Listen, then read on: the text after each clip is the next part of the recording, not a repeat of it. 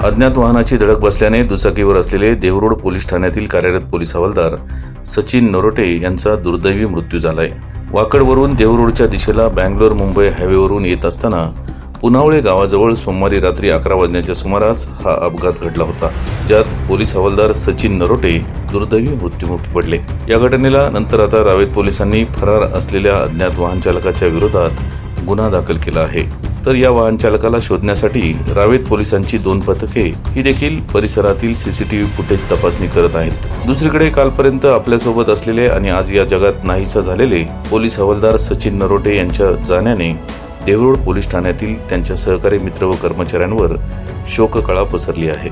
नुकत्याच पार पडलेल्या डॉक्टर बाबासाहेब आंबेडकर यांच्या जयंतीनिमित्त देहरोड पोलीस ठाण्यातील अधिकारी लखन कुमार वावळे यांनी आपले सर्व अधिकारी व कर्मचारी यांच्याकरता जेवणाचा कार्यक्रम घेतला होता।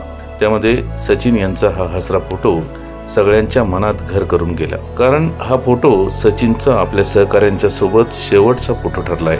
काळाने पोलीस हवालदार सचिन नरोटे यांच्यावर घाला घातलाय, पण सचिनच्या बऱ्याचशा अशा आठवणी आहेत की ज्या सर्वांनाच आपल्या आयुष्याच्या शेवटपर्यंत लक्षात राहणार आहेत। काल संध्याकाळी 10-10:30च्या दरम्यान पोलीस ठाण्याला खबर मिळाली की पुणे बेंगलोर हायवे अपघात झालेला आहे। तात्काळ घटनास्थळी पोलीस आमचे आले असता तिथं देहरोड पोलीस स्टेशनमध्ये नेमणूक असणाऱ्या सचिन नरोटे यांचा अपघात झालेला होता। जखमी अवस्थेमध्ये त्यांना बिर्ला हॉस्पिटलमध्ये ॲडमिट केलं, परंतु तपासून डॉक्टरांनी त्यांना मयत घोषित केलेलं आहे।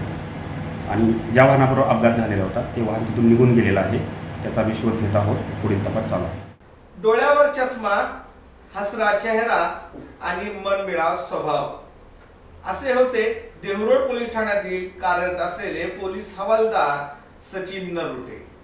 सचिन आज या जगात नाही, पण सचिनच्या आठवणी या कायम आपल्या सर्वांच्याच मनात आयुष्यभर राहणार आहेत। आपला आवाज न्यूज चॅनलच्या वतीने पोलीस हवालदार सचिन नरोटे यांना भावपूर्ण श्रद्धांजली।